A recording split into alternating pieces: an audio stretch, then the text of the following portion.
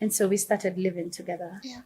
And because it was a marriage that wasn't foundationally sound, and so there was abuse.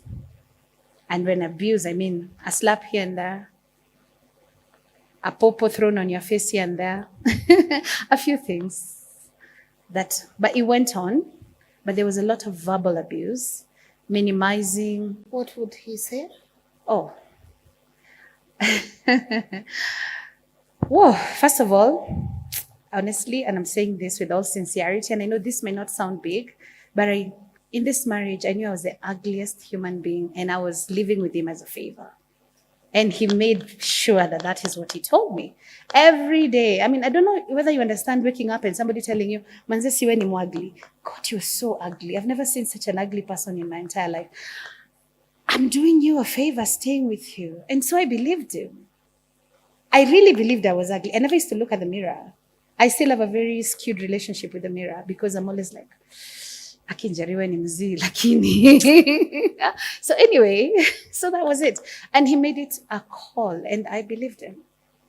And if anybody told me you're beautiful, I'd be so like, of course they're not talking to me. They're obviously talking to someone else, like who is beautiful here. I was sad. I didn't have friends.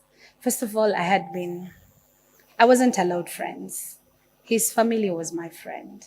And I wasn't seeing my dad as much because I don't know how I got excluded from having friendships. It was either church, work, home.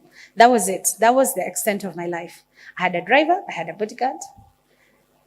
Yeah, so it's not like I could come and have coffee with you. They'll go back and report me. So I got pregnant the first time. And because we had all these scuffles, he beat me up. And I lost the first pregnancy. Yeah. And then subsequently I got pregnant again. And I lost it too because vita tu za hapa na pale. And I was at the gym because I had to maintain a certain size. Yes. Yeah. I was in the gym. He told me, come home now. So I went home. Lynn, nilichapwa vita. It was so bad.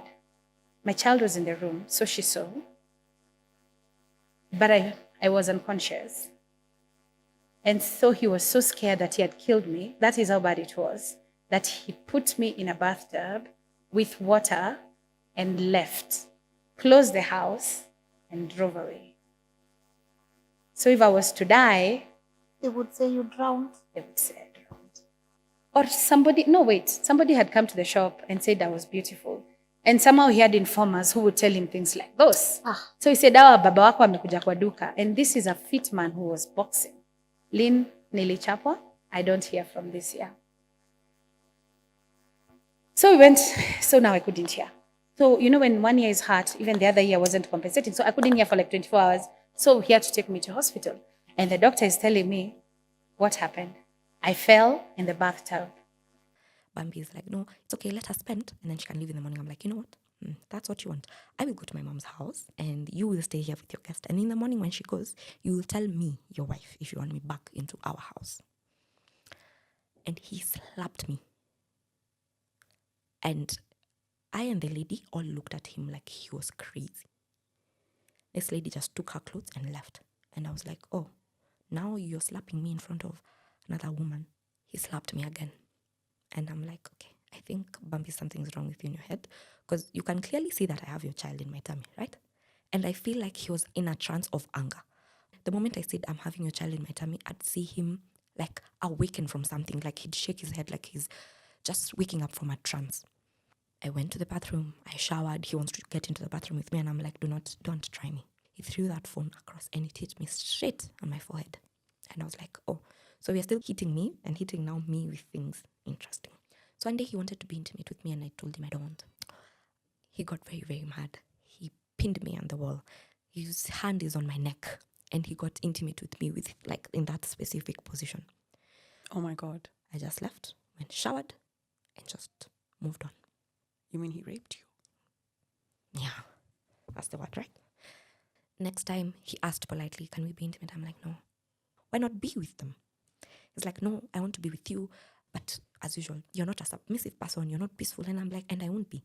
If me being that means that you're allowed to talk ill about me, and everything, then no. And I'll storm out. He came, pulled my hair, slapped me, punched me, and I'm like, why? And then at the end, he pushed me towards the wall that I hit the corner of the wall. So I had like, my head was swollen. And he apologizes as usual.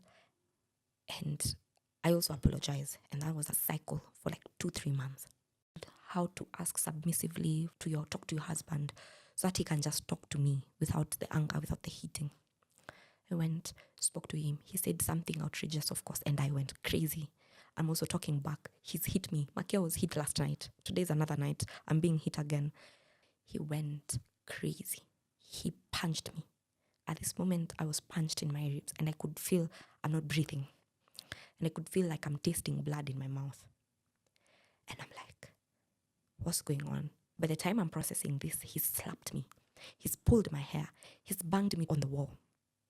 I can hear my daughter scream, and I'm like, Bumpy, our daughter is screaming because you're making me scream. Have some decency. And he's like, I don't care. I really don't care. You're here disrespecting me, disrespecting this household, disrespecting our marriage just because of some women. And I'm like, wow. It was never him. He was never at fault. It was always me. And I was hit. And by the time he was going to now get my daughter because she was crying, I was not bleeding. My eyelid had swollen because I had banged myself on the wall. My rib felt like it was... But unfortunately, it didn't work. And then there's emotional violence, and it even escalated to physical violence. And so, again, it escalated to emotional and physical violence that my daughter saw. Oh. And it really wounded her. Also, my mother saw it, because at some point after the wedding, she stayed with us for a while. So they both saw it, even to a point my mom was like, Nata kwenda ushago, I don't want to stay with you guys anymore. Like,